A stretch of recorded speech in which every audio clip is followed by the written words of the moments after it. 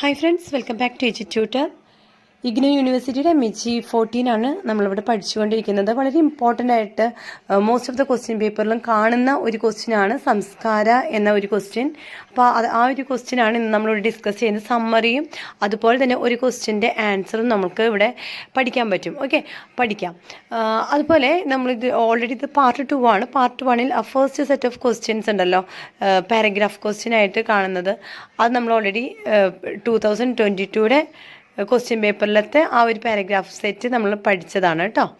Okay, so let's don't waste time and here we go with first question. സംസ്കാര. Summary of Samskara. Samskara is a thought-provoking novel by U.R. Ananthamurthy that critiques Brahmanical Hinduism and explores themes of caste, tradition, and identity. The story revolves around Naranappa, a Brahmin who defies traditional norms by living with a lower caste woman, eating meat and drinking alcohol. Upon his death, the Brahmin community is torn about performing his funeral rites, fearing pollution and sin. U.R. ആനന്ദമൂർത്തിയുടെ ഒരു വിമർശിക്കുന്ന രീതിയിൽ എന്ന് വെച്ചാൽ Brahmanical ഹിന്ദുയിസത്തെ, ഹിന്ദുക്കളിൽ ബ്രാഹ്മണൻസ് ഉണ്ടല്ലോ, അപ്പോൾ അവരെ വിമർശിക്കുന്ന രീതിയിൽ എഴുതിയിട്ടുള്ള ഒരു നോവലാണ് ഈ ഒരു ആനന്ദമൂർത്തിയുടെ സംസ്കാര എന്ന നോവൽ. ഇതിൽ മെയിനായിട്ട് കാസ്റ്റ്, ട്രഡീഷൻ, ഐഡൻറ്റിറ്റി, ഇതിൻ്റെയൊക്കെ വേർതിരിവ്, ഇതിൻ്റെയൊക്കെ വിഭജനങ്ങൾ നമ്മളുടെ സൊസൈറ്റിയിൽ കാണുന്നുണ്ട് അല്ലേ. അപ്പോൾ അതിൽ നിന്നൊക്കെ ഒരു മോചനം നേടണം, അല്ലെങ്കിൽ അതിൻ്റെ യഥാർത്ഥ രൂപങ്ങളെ കുറിച്ചിട്ടൊക്കെയാണ് അദ്ദേഹം ഇതിൽ കൂടെ പറയാനായിട്ട് ആഗ്രഹിക്കുന്നത്. ഇതിൽ മെയിൻ ക്യാരക്ടറാണ് നാരായണപ്പ. അദ്ദേഹം ഒരു ബ്രാഹ്മണനാണ്. അപ്പോൾ ട്രഡീഷണൽ ആയിട്ടുള്ള എന്താ പറയുക, ഒരു വേ ഓഫ് ലിവിങ് ഒന്നുമല്ലായിരുന്നു അദ്ദേഹം ജീവിച്ചിരുന്നത്. കാരണം അതിന് ഉത്തമ ഉദാഹരണമാണ് അദ്ദേഹം കല്യാണം കഴിച്ചത്, അല്ലെങ്കിൽ അദ്ദേഹത്തിൻ്റെ കൂടെ അദ്ദേഹം താമസിപ്പിച്ചിരുന്ന ഒരു സ്ത്രീ ലോവർ കാസ്റ്റിൽപ്പെട്ട ഒരു സ്ത്രീയാണ്. അതുപോലെ തന്നെ അദ്ദേഹം മീറ്റ് കഴിക്കുമായിരുന്നു, ഇറച്ചി കഴിക്കുമായിരുന്നു, ആൽക്കഹോൾ അദ്ദേഹം കൺസ്യൂം ചെയ്യുമായിരുന്നു. അപ്പോൾ ഇതൊക്കെ തന്നെ ഒരു ഉത്തമനായ ഒരു ബ്രാഹ്മണന് യോജിക്കുന്ന ഒരു രീതികളൊന്നുമല്ലായിരുന്നു അദ്ദേഹത്തിൻ്റേത്. അദ്ദേഹത്തിൻ്റെ മരണശേഷം അവിടെ ഒരു വലിയ കോൺഫ്ലിക്റ്റ് ഉണ്ടാവുകയാണ്. എന്ത് ചെയ്യണം, ഇദ്ദേഹം മരിച്ചു കഴിഞ്ഞു, ഇദ്ദേഹത്തിൻ്റെ ഫ്യൂണറൽ റൈറ്റ്സ് ആര് ചെയ്യും, അങ്ങനെയുള്ള കുറേ കാര്യങ്ങളായിരുന്നു. അതെന്തുകൊണ്ടാണ് അങ്ങനെ ഒരു ഇഷ്യൂ വരാൻ കാരണം എന്ന് വെച്ച് കഴിഞ്ഞാൽ ഇദ്ദേഹം ജീവിച്ചത് വളരെ മോശമായിട്ടുള്ള പാപങ്ങളെല്ലാം ചെയ്തുകൊണ്ടാണല്ലോ. അപ്പോൾ ആ റൈറ്റ് ചെയ്യുന്ന വ്യക്തിക്ക് ഇനി എന്തെങ്കിലും സംഭവിക്കുമോ, അല്ലെങ്കിൽ ആ ഒരു പാപം ഇയാൾക്കും കൂടി വരുമോ എന്നുള്ള ഒരു കൺഫ്യൂഷനൊക്കെ ആയിരുന്നു. എന്ന് വെച്ച് കഴിഞ്ഞാൽ നല്ലൊരു വ്യക്തിയായിട്ടല്ല അദ്ദേഹം മരിച്ചത്, അതുകൊണ്ടാണ് അവിടെ ഒരു പ്രശ്നം ഉണ്ടാകുന്നത്. Praneshacharya, the community's leader, is tasked with deciding Naranappa's fate. As he grapples with this dilemma, he experiences a transformation, questioning his own beliefs and values. The novel explores the tension between tradition and modernity, highlighting the hypocrisy and rigidity of Brahmanical society. Community ലീഡറായിട്ടുള്ള ബ്രാഹ്മൺസിൻ്റെ ഒരു ലീഡറായിട്ടുള്ള പ്രാണേശ്ചാര്യ എന്ന വ്യക്തിയാണ് പിന്നീട് എല്ലാവരും പറയുന്നത് ഈ ഒരു റൈറ്റൊക്കെ ചെയ്യാനായിട്ട് ഇദ്ദേഹത്തിന് ആ ടാസ്ക് ഏൽപ്പിക്കുന്നത്. അപ്പോൾ ഇദ്ദേഹം പ്രാണേശ്ചാര്യ ഇവിടെ ഒരു കൺഫ്യൂഷൻ സ്റ്റേജിലാണ്. എന്ന് വെച്ച് കഴിഞ്ഞാൽ താനും എങ്ങനെയാണ് ജീവിക്കുന്നത് എന്നുള്ള ഒരു ട്രാൻസ്ഫോർമേഷനാണ് ഇവിടെ നടക്കുന്നത്. അദ്ദേഹത്തിൻ്റെ ജീവിതത്തെ തന്നെ വിലയിരുത്തുകയാണ്. ഒരു വ്യക്തിയെ നമ്മൾ പാപി എന്ന് പറഞ്ഞ് ക്രൂശിക്കുമ്പോൾ അല്ലെങ്കിൽ കുറ്റപ്പെടുത്തുന്ന സമയത്ത് താനും ഇതുപോലെ തന്നെ അദ്ദേഹം ചെയ്യുന്ന അതേ ആറ്റിറ്റ്യൂഡ്സ് ചെയ്യുന്നില്ലെങ്കിലും വേറൊരു രീതിയിൽ തനിക്കുണ്ടല്ലോ ഫോൾസുകൾ. ഈ ഒരു നോവലിൽ അതുപോലെ തന്നെ മോഡേണിറ്റി ആയിട്ടുള്ള നിലവിലെ ട്രഡീഷണൽ ലൈഫും മോഡേൺ ലൈഫും തമ്മിൽ ഒരു കമ്പാരിസൺ ഇവിടെ നടക്കുന്നുണ്ട്. അതുപോലെ തന്നെ ബ്രാഹ്മിൻസിൻ്റെ ചില ആറ്റിറ്റ്യൂഡുകൾ എന്ന് വെച്ചാൽ ഹിപ്പോക്രസി എന്ന് പറഞ്ഞു കഴിഞ്ഞാൽ അതൊരു ട്രൂ ലൈഫല്ല, ഒരു ശരിയായിട്ടുള്ളൊരു ലൈഫല്ല, വെറുതെ കാപട്യം കാണിക്കുക എന്നൊക്കെ നമ്മൾ മലയാളത്തിൽ പറയും, ഹിപ്പോക്രസി എന്ന് പറയുന്നത്. അപ്പോൾ ആ ഒരു ഹിപ്പോക്രറ്റിക് വേ ഓഫ് ലൈഫാണ് ബ്രാഹ്മിൻസ് ചില അവരുടെ ആചാരങ്ങളിൽ കൂടെ അവർ കാണിക്കുന്നത് എന്നാണ് ഇവിടെ എഴുത്തുകാരൻ നമുക്ക് പറഞ്ഞു തരുന്നത്, അല്ലെങ്കിൽ എഴുത്തുകാരൻ വിമർശിച്ചുകൊണ്ട് അദ്ദേഹം പ്രകടിപ്പിക്കുന്നത്. Through Pranashacharya's journey, Anandamurthy critiques the caste system and societal norms, advocating for compassion, empathy, and self-reflection. പ്രാണശ്ചാര്യയുടെ ജീവിതത്തിൽ കൂടെ ആനന്ദമൂർത്തി ഇവിടെ എന്താണ് പറയാൻ ഉദ്ദേശിച്ചതെന്ന് വെച്ച് കഴിഞ്ഞാൽ നമ്മുടെ ഈ കാസ്റ്റ് മുഖേന ഒരു സിസ്റ്റം ഫോളോ ചെയ്യുന്നുണ്ട്, പക്ഷെ അവിടെ എന്താ പറയുക ഒരു കമ്പാഷനോ അല്ലെങ്കിൽ എംപതിയോ സെൽഫ് റിഫ്ലക്ഷനോ ഒന്നും തന്നെ കാണിക്കുന്നില്ല. അതെന്തുകൊണ്ടാണ് അങ്ങനെ പറയുന്നതെന്ന് വെച്ച് കഴിഞ്ഞാൽ നാരായണപ്പ എന്ന് പറഞ്ഞ വ്യക്തി എത്രമാത്രം പാപിയാണോ, പക്ഷെ അദ്ദേഹം ഇപ്പോൾ മരിച്ചു കഴിഞ്ഞു. മരിച്ചു കിടക്കുമ്പോൾ അദ്ദേഹത്തിൻ്റെ ചിതയ്ക്ക് ആര് തീ കൊളുത്തും അല്ലെങ്കിൽ ആ ഒരു റിച്വൽസൊക്കെ ആര് ചെയ്യും എന്നൊരു ക്വസ്റ്റ്യൻ മാർക്കായിട്ട് അവിടെ എല്ലാവരും നോക്കി നിൽക്കുകയാണ്. അവിടെ എന്ത് മനുഷ്യത്വമാണ് ഉള്ളത് എന്നാണ് ഇവിടെ ആനന്ദമൂർത്തി ചോദിക്കുന്നത്. അതുകൊണ്ടാണ് ഇവിടെ പ്രാണേശ്ചാര്യയുടെ ലൈഫാണ് എടുത്തു കാണിക്കുന്നത്, അദ്ദേഹത്തിൻ്റെ ആറ്റിറ്റ്യൂഡിൽ വരുന്ന ഒരു transformation. Samskara is a powerful exploration of Indian society, raising important questions about identity, morality, and the human condition. അതുകൊണ്ട് തന്നെ സംസ്കാരം എന്ന് പറയുന്നത് ഇന്ത്യൻ സൊസൈറ്റിയുടെ ഒരു മുഖം അല്ലെങ്കിൽ ഒരു കണ്ണാടി പോലെ അത് കാണിച്ചു തരികയാണ് ചെയ്യുന്നത്. എത്രമാത്രം ഐഡൻറ്റിറ്റി, മൊറാലിറ്റി, ഹ്യൂമൻ കണ്ടീഷനൊക്കെ വളരെയധികം പ്രധാനപ്പെട്ട ഒന്നാണ്.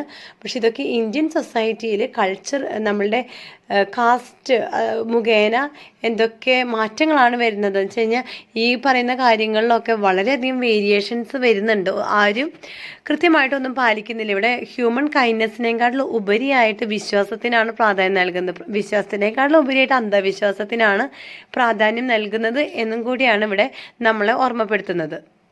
സംസ്കാരയുടെ സമ്മറിയാണ് ഇപ്പം ഞാൻ പറഞ്ഞത്. ഇനി ഒരു കാര്യം പറയാനുള്ളത്, കുറേ അധികം ക്വസ്റ്റ്യൻസുകൾ സംസ്കാരനെ കുറിച്ചിട്ട് പല ക്വസ്റ്റ്യൻ പേപ്പറിലും പല രീതിയിലായിരിക്കും തരുന്നത്.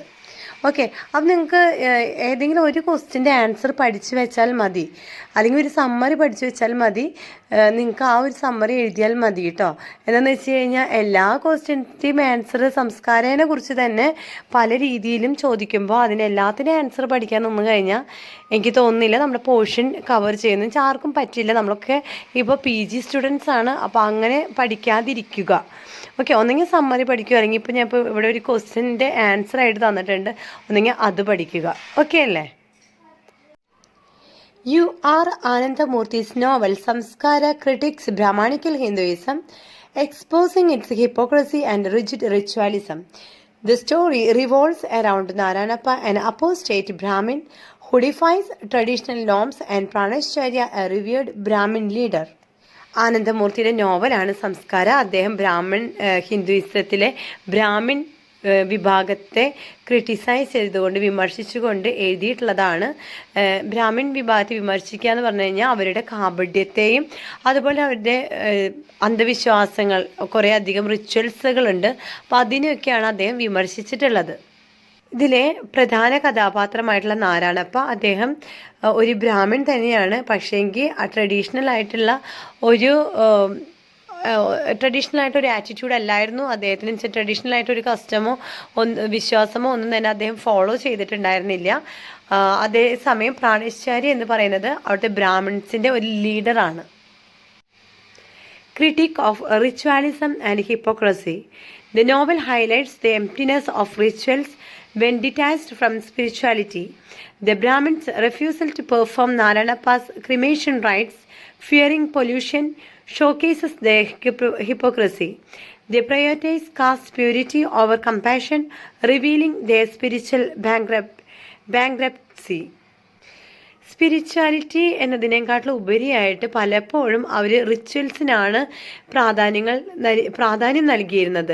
എസ്പെഷ്യലി നാരായണപ്പയുടെ ക്രിമേഷൻ ചെയ്യാനായിട്ട്, നാരായണപ്പ മരിച്ചതിന് ശേഷം അദ്ദേഹത്തിൻ്റെ റൈറ്റ്സുകൾ ചെയ്യുന്ന ആ ഒരു കാര്യം വന്നപ്പോൾ എല്ലാവർക്കും പേടിയായിരുന്നു. അദ്ദേഹം ഒരു പാപിയായിട്ടാണ് മരിച്ചത്, ഇനിയിപ്പോൾ അത് മുഖേന ഇവർക്ക് എല്ലാവർക്കും ദോഷം വരുമോ എന്നുള്ളതാണ് അവരുടെ പേടിയായിരുന്നത്. അത് തന്നെ ഹിപ്പോക്രസിക്ക് ഉത്തമ ഉദാഹരണമാണ്. Critique of caste and hierarchy. Narayanapa's defense challenges the rigid caste structure, yet the community's fear of excommunication keeps them bound. The novel portrays the Agrahara Brahmin settlement as decaying, its spiritual core eroded by superstition and greed. ഇവിടെ മറ്റൊരു കാര്യം കൂടി പറയുന്നുണ്ട്. ഇവിടെ spiritual കാര്യങ്ങളൊക്കെ വന്നപ്പോൾ എല്ലാവർക്കും പേടിയായിരുന്നു അല്ലേ, നാരായണപ്പനെ കുറിച്ചിട്ട്. നാരായണപ്പയുടെ റൈറ്റ്സുകൾ ചെയ്ത് കഴിഞ്ഞാൽ എന്ത് പൊല്യൂഷൻ ആയിരിക്കും വരിക, അല്ലെങ്കിൽ എന്ത് ദോഷമായിരിക്കും ഉണ്ടായിരിക്കുക എന്നൊരു പേടി ഉണ്ടായിരുന്നു. അതേസമയം മെറ്റീരിയലിസത്തിലേക്ക് വരുമ്പോൾ, അല്ലെങ്കിൽ അവർക്ക് പൈസയുടെ ഒരു കാര്യം വന്നു കഴിഞ്ഞപ്പോൾ ഇതിൽ നിന്നൊക്കെ വ്യത്യസ്തമായിട്ടുള്ള ഒരു ഗ്രീഡാണ് ഇവിടെ നമുക്ക് കാണാൻ സാധിക്കുക. എന്ന് വെച്ച് കഴിഞ്ഞാൽ പൈസയുള്ള അതിയായ മോഹമാണ് ഇവിടെ എടുത്തു കാണിക്കുന്നത്. Critic of false purity and authenticity.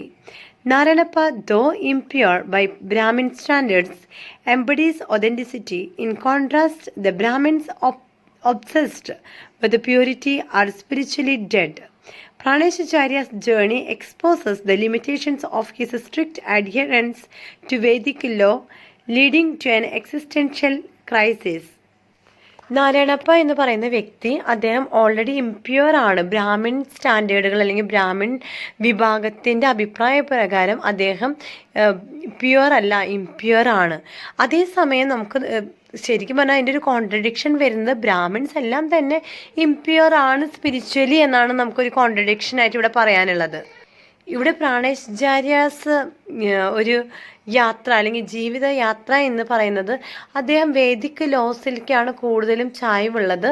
കാരണം എന്താ വെച്ച് കഴിഞ്ഞാൽ അദ്ദേഹത്തിന് ഓൾറെഡി മനസ്സിലായി ബ്രാഹ്മിൺസിലുള്ള അന്ധവിശ്വാസങ്ങളും അവരുടെ കാപട്യത്തെയും ഒക്കെ തിരിച്ചറിഞ്ഞ ഒരു വ്യക്തിയാണ് ഇദ്ദേഹം.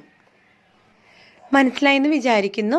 അപ്പോൾ ഇനി നിങ്ങൾക്ക് ഏതെങ്കിലും ഡൗട്ട്സോ അല്ലെങ്കിൽ എന്തെങ്കിലും വീഡിയോസ് ഞാൻ ചെയ്യണം, നിങ്ങൾക്കത് ഉപകാരപ്പെടും എന്നുണ്ടെന്ന് വെച്ച് കഴിഞ്ഞാൽ കമൻറ്റ് ബോക്സിൽ ദയവ് ചെയ്ത് കമൻറ്റ് ചെയ്യൂ, നമുക്ക് നോക്കാം.